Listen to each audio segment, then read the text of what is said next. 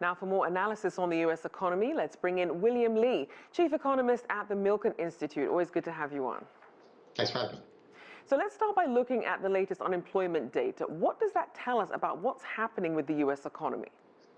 Actually, it's giving a false signal. The uptick in the unemployment claims in a very volatile series really has to be taken with a grain of salt because it has been improving over time. And the real signal from the retail sales is one that shows that the U.S. economy actually is doing very well. In fact, most professional forecasters are revising up their forecasts. The Atlanta Fed, which has a very good estimate of the next quarter's GDP, is now revised its estimates upwards so that GDP is now estimated to grow at 9% in the next quarter. So the fear on Wall Street is not so much that, yes, the labor market is showing some signs of variability, but the production and consumption has been holding up very, very well. And the fear is that this big package may actually accelerate the economy to the point of raising inflation. So that's what was concerning Wall Street, that the long-term interest rates were rising because of the fear of excess growth and excess inflation. And as you mentioned, the president has been touring the states to try and get support for his $1.9 trillion coronavirus relief bill. Where do things stand with that right now? Well, there's a lot of tension in Congress because these good numbers that I just noted, not only the retail sales, but housing demand, auto sales have all been spectacular in the last quarter or so, in the last 2 quarters. So the recovery seems to be in gear, and he's having trouble trying to convince everyone that we need a large package.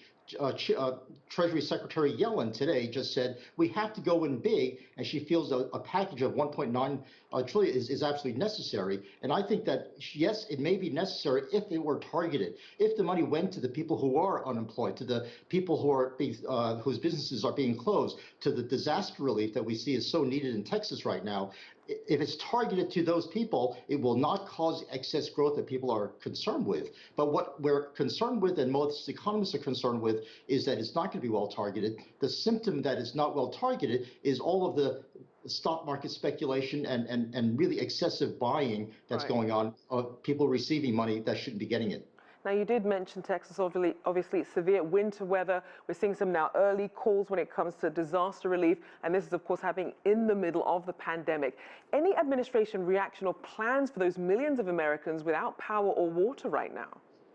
Well, this is a natural disaster of huge proportions, once in 100 years at least, and like every other natural disasters, the federal emergency apparatus and infrastructure will be put in gear to try to bring relief to those areas. And because it is a weather-related condition, by next week we should see a thawing out of Texas, and things should be coming back to normal. But just like every other natural disasters, there's a lot of cleaning up to do.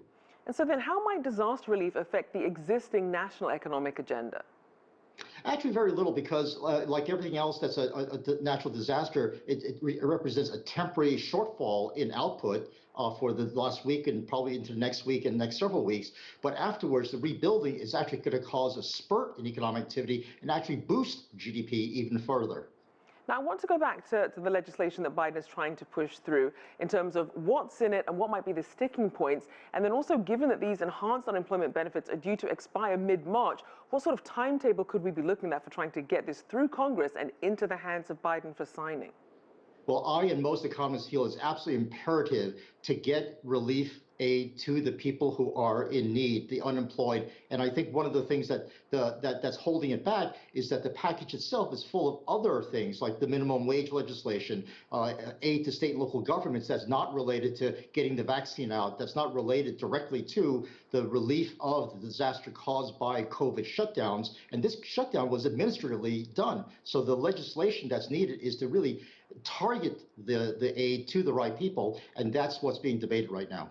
And so which do you think are the sectors of the economy that are under the most pressure right now, and how are they being addressed? The sectors that are most in trouble are the leisure, hospitality, transportation, the service sectors where it's people to people facing, and those have yet to come back in full force, whereas the goods production has been doing very well. In fact, there are shortages and price increases related to these shortages. Try getting a Peloton. You have a 2-month waiting period. So clearly there are imbalances that are developing in the economy, and these imbalances are going to cause a temporary burst of upward prices, but that's all, the Fed has acknowledged that's going to be very temporary, and they won't do anything about it. All right, always good to have you. William Lee there, Chief Economist at the Milken Institute.